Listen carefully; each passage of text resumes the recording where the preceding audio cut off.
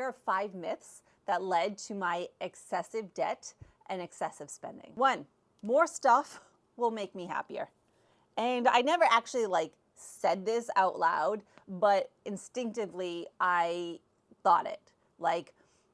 Even though I learned my lesson so many times, I always thought oh, that one thing will make such a difference in my life that it'll make me 10%, 20% happier, and it will bring long-term happiness. And newsflash, it never did. I always thought, no matter what it was, it could be a product, it could be a clothing item, it could be a service that I had done. I always thought this will be the thing. This will be the thing that helps me transition myself into a person with confidence and more attractiveness. This will be the thing that will help me. And that could look like a facial, it could be eyelash extensions, and it just sounds so trivial and stupid now. And whatever it was, the thing never fixed me. It never made me feel better past, 72 hours. Nothing. Not one thing led to my happiness, long-term happiness. Not one thing. You want to know what led to my long-term happiness? Saving. I'm not even kidding. Saving. Paying off my debt.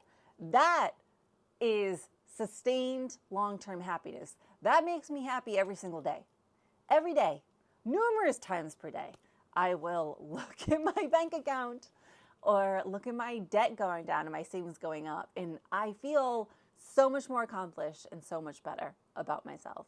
Number 2, this one purchase won't hurt. This is how I perceived everything. This is if there's one thing that was the core to my being before I started budgeting, it was this one small thing won't hurt. And we all know that these purchases compound over time and lead up to a large chunk of money coming out of your bank account.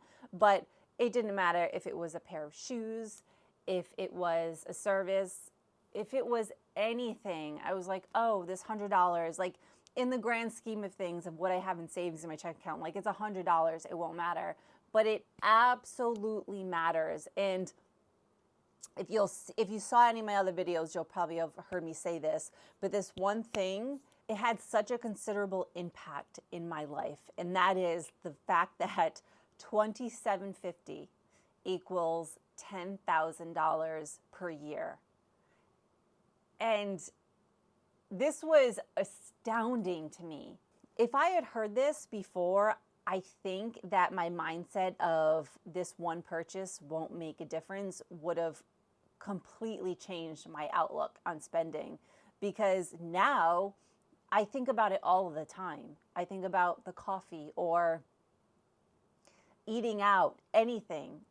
All of it has an impact. All of it makes a difference in terms of your ability to save and invest. I'll even say I went to Whole Foods last night, and it was late night, it was a Friday night, and I was shopping, and I was I do not want to go home and cook, so I'm going to go to the salad bar and just get myself something.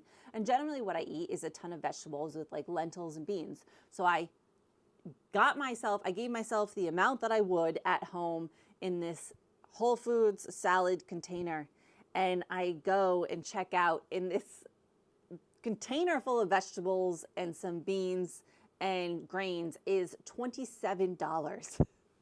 And I almost blew a gasket, and I was too ashamed to turn it to put it down and say I'm not going to pay for it. So I did buy it, but all I thought was $10,000 annually, $27. I just blew that one day of putting that into savings or investment. It just killed me. So the one purchase will hurt. So that one purchase, whatever it is, make sure it's worth it. Make sure you really know what you're giving up to get said thing. Number 3, luxury purchases are worth the investment. They're not. They're not. I thought for many years that if it was designer, it was higher quality, and that is not the case at all. I'm in the process of reading something called Luxury is Dead or something. I don't remember the name of it. Let me pull it up. how luxury has lost its luster.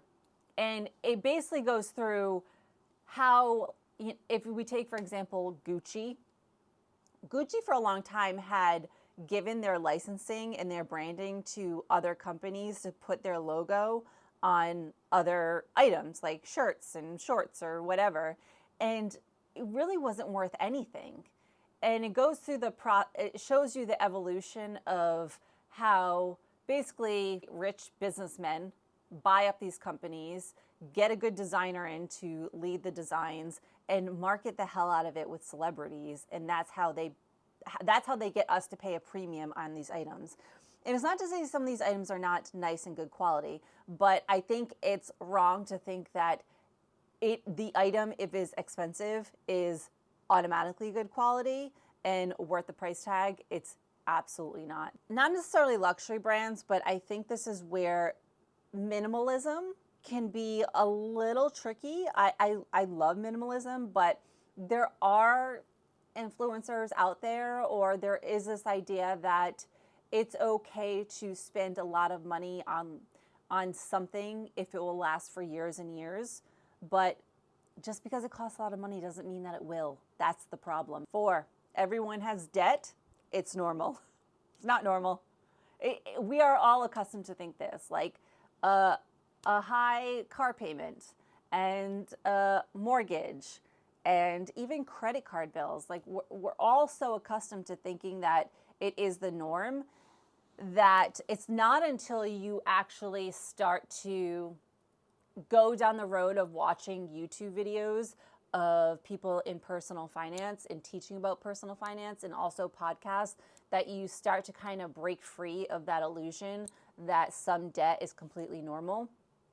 And you start to see how people without debt actually live, and that there are other alternatives to living in debt, and that it is possible to live without debt. So not everyone has debt, and it's not normal to have a lot of credit card debt. The last one really got me. This led to a lot of my debt.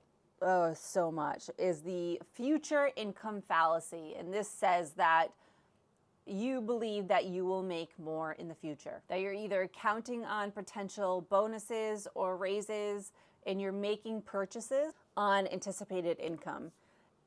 And this is where I got in trouble with this a lot, was when I transitioned from marketing to selling real estate. And if you know, selling real estate, you don't get a paycheck. You are a 1099 employee. And so basically you live on commission and your checks are sporadic.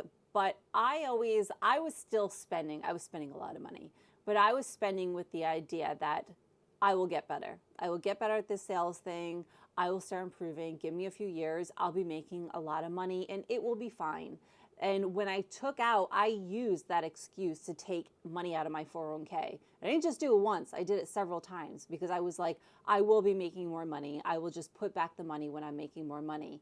And I didn't. I didn't make more money. I ended up having a breakdown, a mental breakdown that lasted weeks, maybe even months. And then I got out of selling real estate and got a job. So, but I spent, and I drained my 401k and I drained my savings based on the idea that I was so confident that I would start making more money because I had the skills and I had the knowledge. I knew what I had to do, but it was hard. It was really hard. And I failed at that. The problem when thinking that I will always be making more money, I'll be making more money in the future, is that I didn't take into account all the external factors that came into play. I wasn't taking into account how mentally draining it would be to cold call people every day. And there was just so many things that I almost think I had like PTSD from selling real estate. It was so hard. Oh my God, anybody that is in sales, I bet onto you because it is so hard. But anyway, that is basically what caused my catastrophic money situation, was the idea that I thought I'd be making more money in the future and I didn't. Those are the 5 myths that led to my debt over decades. If you have any like lies you told yourself or myths that led to your excessive spending in some way that you realize now isn't true, I would love to know what they are. Leave them below, and I'll talk to you in the next one. Okay, thanks.